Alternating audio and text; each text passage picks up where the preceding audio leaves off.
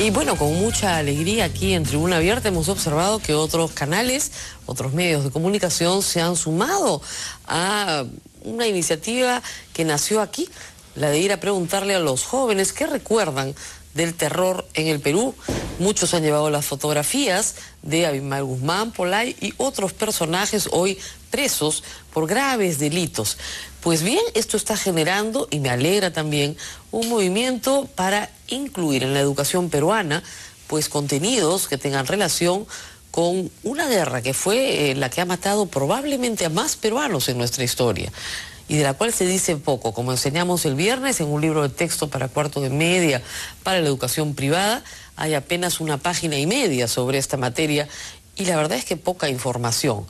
Se están trabajando algunas iniciativas privadas, esperemos que pronto podamos discutirlas acá, pero me alegra de verdad que otros canales de televisión hayan copiado nuestros reportajes, lo cual está muy bien, justamente para alertar de un asunto que a todos nos preocupa, el nivel de ignorancia que hay entre los menores de 25 años sobre los peores personajes del terrorismo en el Perú y la capacidad que tienen estos aún hoy para influenciar y lograr captar adeptos, porque donde no hay memoria, donde solo hay olvido, pues es imposible que esas personas tengan el grado de sensibilidad que puede tener una mayor de 40 años que ha vivido en carne propia la tragedia que fue el terrorismo para el Perú.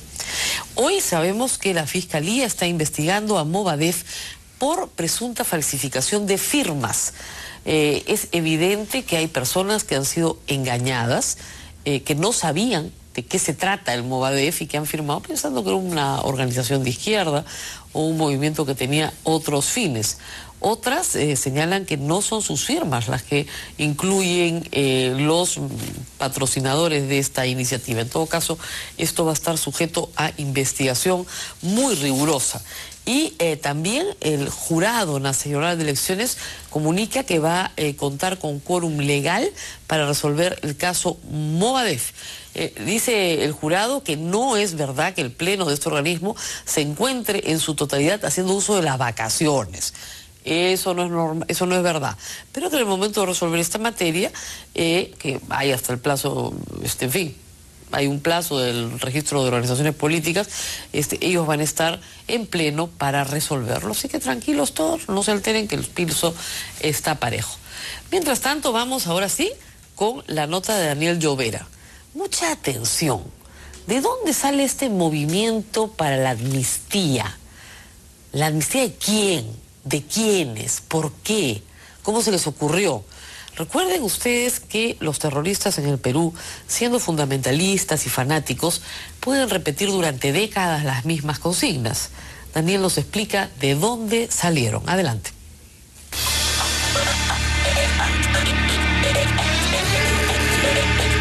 La sorpresa que causó la casi inscripción como partido político del senderista Movimiento por la Amnistía y los Derechos Fundamentales, Movadef, provocó en los días anteriores comentarios y juicios de todo calibre y nivel.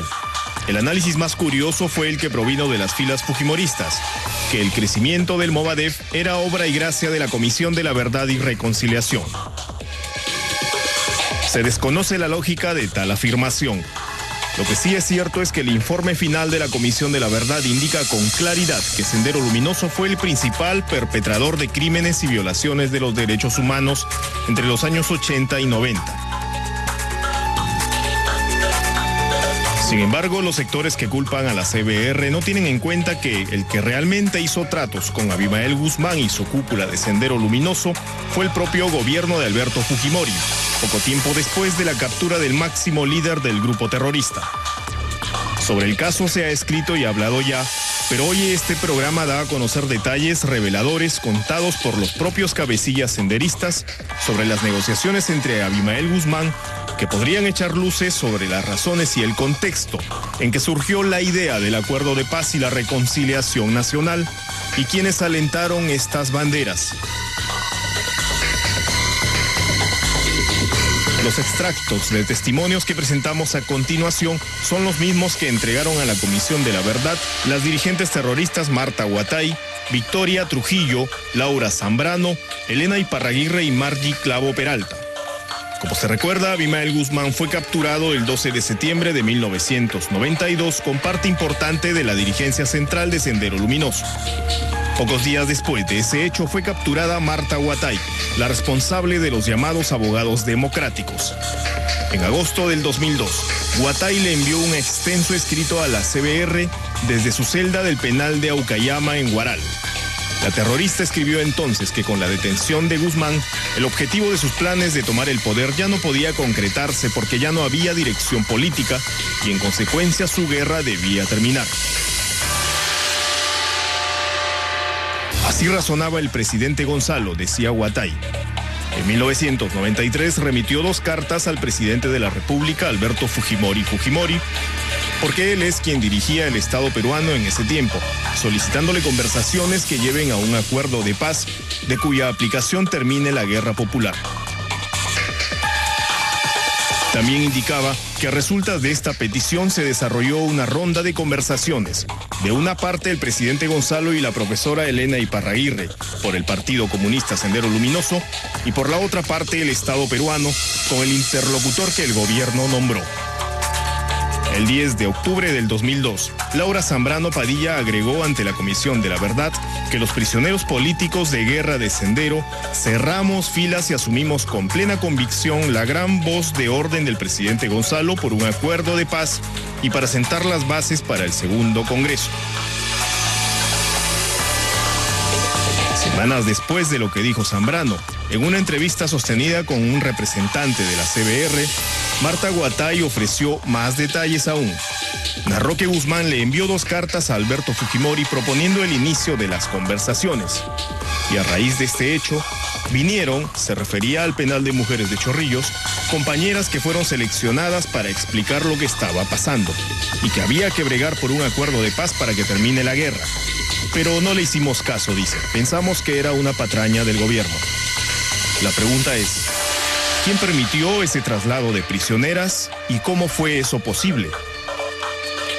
Otra vez Huatay, cuando estaba presa en el penal de Yanamayo, confesó que por esa razón la trasladaron a la base naval del Callao. ¿Por qué motivo la trasladan?, le preguntaron los de la Comisión de la Verdad a Huatay. Es por este acuerdo, respondió. Pero dijo más. Afirmó que si bien el gobierno de Fujimori se negó al acuerdo de paz, hubo conversaciones hasta el 95. En otro momento, la dirigente subversiva alcanzó un detalle a tomar en cuenta refiriéndose a las mejoras de su régimen carcelario. Dijo que en febrero del 2002 todavía estaba Fujimori y ya se había llegado a una cierta flexibilización de las condiciones carcelarias.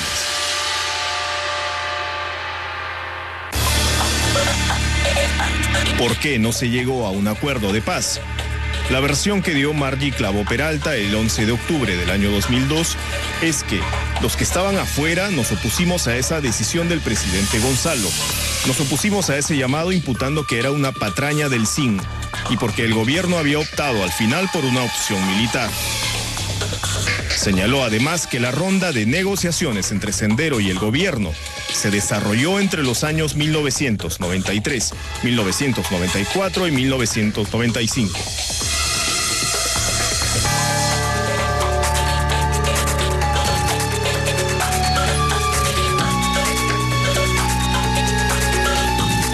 ¿Cuáles fueron los términos de las negociaciones entre el presidente Alberto Fujimori y Vladimiro Montesinos con Abimael Guzmán y su cúpula senderista? Son detalles aún desconocidos, pero lo cierto es que de esa ronda de tratativas entre los terroristas y el gobierno fujimorista nacieron las propuestas que hoy son repetidas de paporreta por el Movadef, es decir, solución política a los problemas derivados de la guerra, verdadera amnistía general, democratización de la sociedad peruana, producción nacional y trabajo para el pueblo, y otros lemas que hoy provocan mucho de indignación, pero también mucho de pose. 3, 2, 1. Como ven, el asunto viene de antiguo. No es ninguna novedad que Sendero Luminoso quiera encontrar un acuerdo de paz. Esto viene desde que Abimael Guzmán fue atrapado y fue alentado desde el gobierno de ese entonces durante varios años, probablemente para obtener información o llegar a algún tipo de calma en los penales, no lo sabemos. Lo que sí sabemos es que ese proceso se dio, existió y por lo menos se presentó al país en varias oportunidades. La respuesta del Estado fue siempre no. Y hasta el día de hoy seguirá siendo no. El vencido militarmente no pone condiciones al vencedor. Eso tiene que quedar claro. Quienes iniciaron la guerra fueron ellos. Quienes iniciaron la lucha armada para desangrar al país fueron ellos. Quien comete un delito no puede salir después a pedir amnistía, luego de que la matanza ha sido espantosa como ha sido en el Perú. Vamos a ir a una pausa y regresamos con mucho más. Esta noche va a estar Alberto Bengolea con nosotros, hablando también de lo que va a hacer el Congreso. Él es el presidente de la Comisión de Justicia respecto a estos avances del terrorismo en el Perú. Volvemos.